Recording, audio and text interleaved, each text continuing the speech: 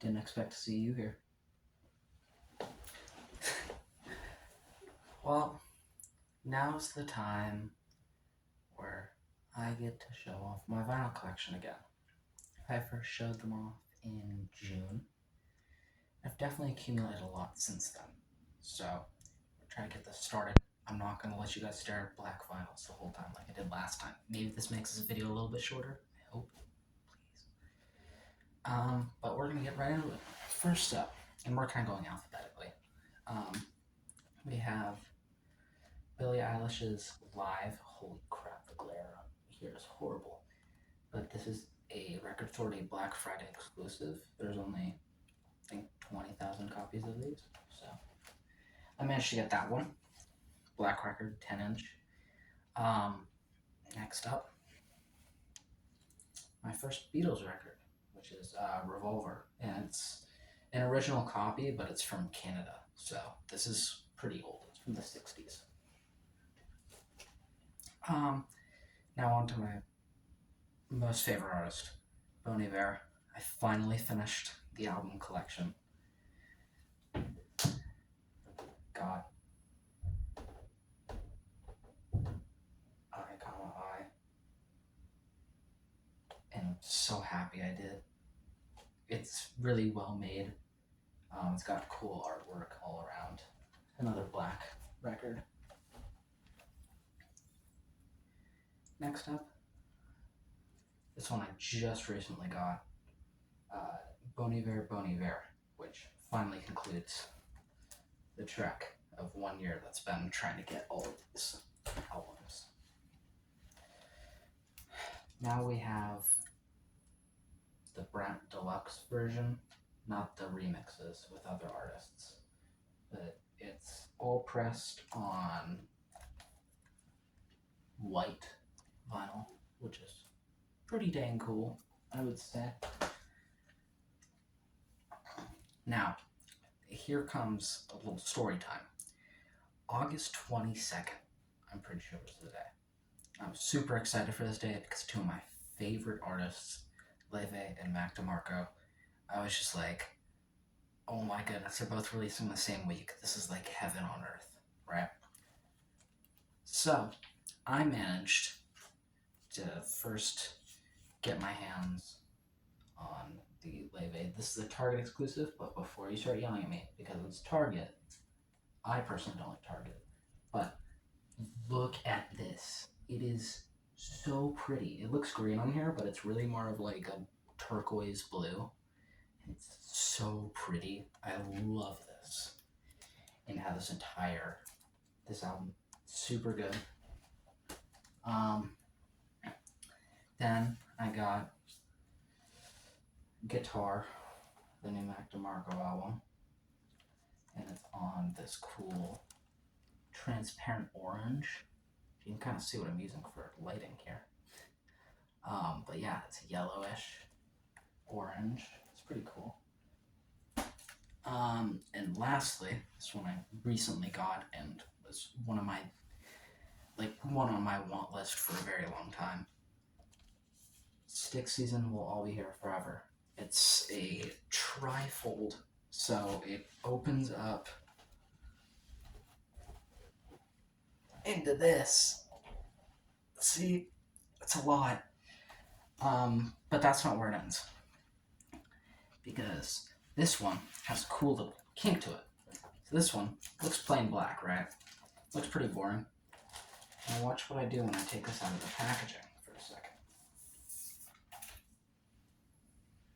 You might already be able to see. What? Is it not showing up through here? Oh, that sucks. No. Because it's like this really cool, like see-through, and it looks almost brownish, and it's so cool. I love the look of it so much. It sucks you guys can't see it. I'll try to get a good photo of it and add it into here in the editing process. Here. Let me close this behemoth. Just overall, really good record. One of my first full albums that I listened to, and I was like, I love this album. And as you guys know, I also really do like Radiohead. And I definitely expanded that collection a little bit over the past 6 months. Where I've gotten the Bends, which is, I think, my fourth favorite album by them. Obviously, the trilogy. It's just another black record. Pretty boring, but it doesn't pertain to the music at all. The music is amazing. I love it so much. This one, huge. Look at how thick this thing is. This thing is like a small book. But this is the OK Computer OK Not OK 20th Anniversary Edition. So it has 3 records. So it kind of opens up like a book. I've already listened to it once, so I've been trying to find a way to... Now there's a vinyl on that. It's a little sleeve, and that's the last one. So it's like a whole booklet, and it's so cool. I mean, 23 tracks. This is such a good album. Oh boy. I know this is gonna make this video a lot longer because I like doing story times, but this album, just chef's kiss. I also was put on a Record Source Instagram because of this, explaining why I like this album. Because I was so blown away that I even knew this album. It's pretty popular, but Prince's 1999. It's one of the original pressings from the 80s or 90s, I think, from the time when it came out. Weird eye thing. It looks so creepy when you put it on the record spinner and it's just an eye just spinning and staring right up. But yeah, I really do like this album. It's a marathon. There are multiple songs that are 10 minutes, but I think it is worth your time to listen to. It's just like super jazzy, funky, fun stuff. Now this is where I'm going to get a lot of hate.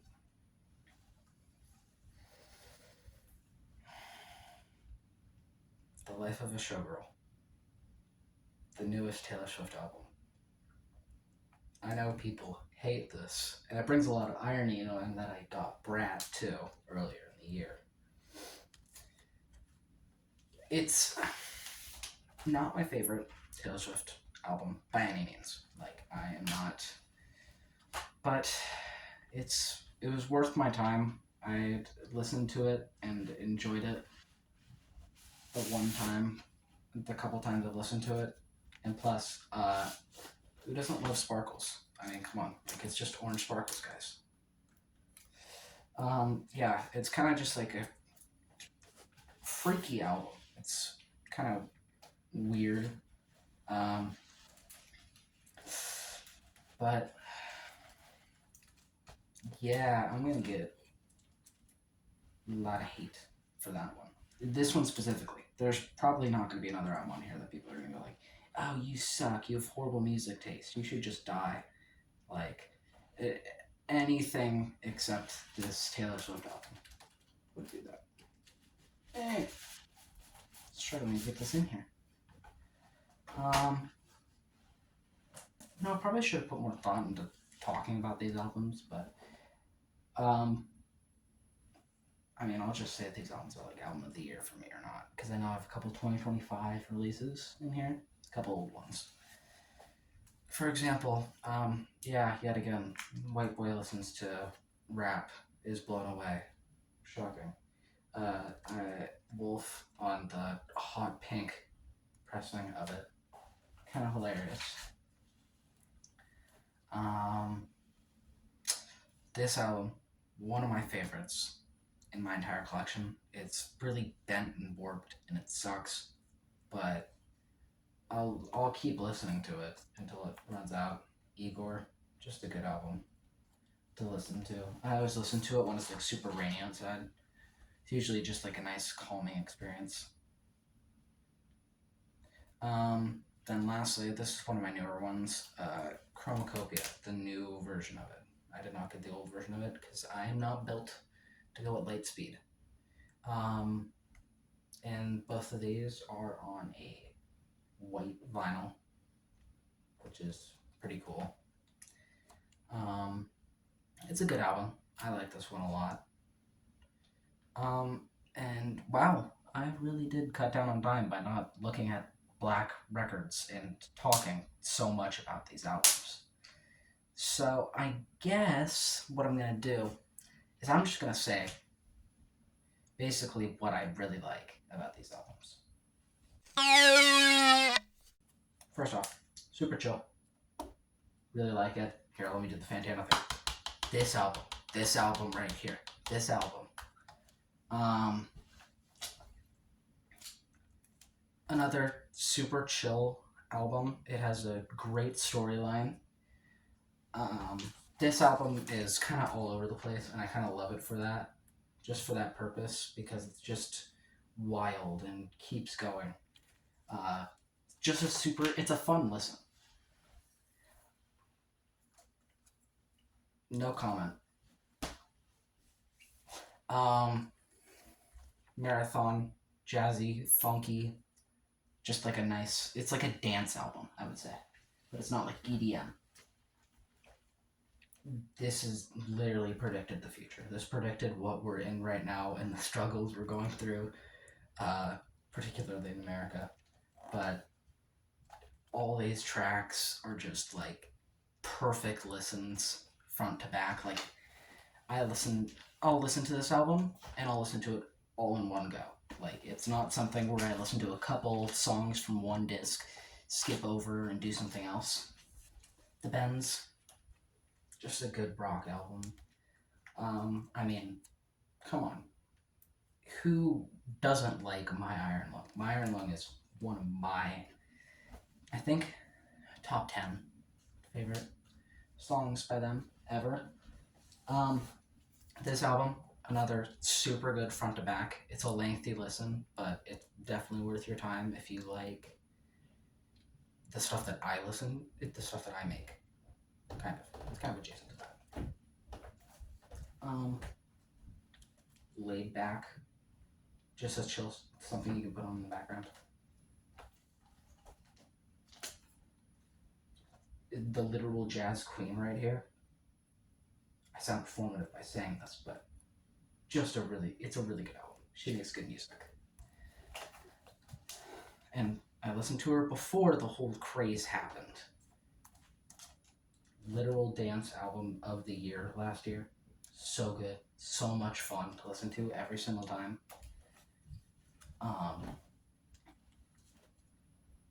Just a classic. Most well known. Won awards for this over Radiohead, which is insanity to say, because Radiohead is probably one of the most like critically acclaimed bands of all time. Just and super good front to back. Just another super chill album to listen to. This album, kind of a bridge. Now that Sable Fable has come out fully, 22 million, just crazy all over the place. I wouldn't blame it if people immediately hate that album the first time they listen to it. Just, I really do like this album now that that bridge has been made, because it makes so much more sense for how this album worked.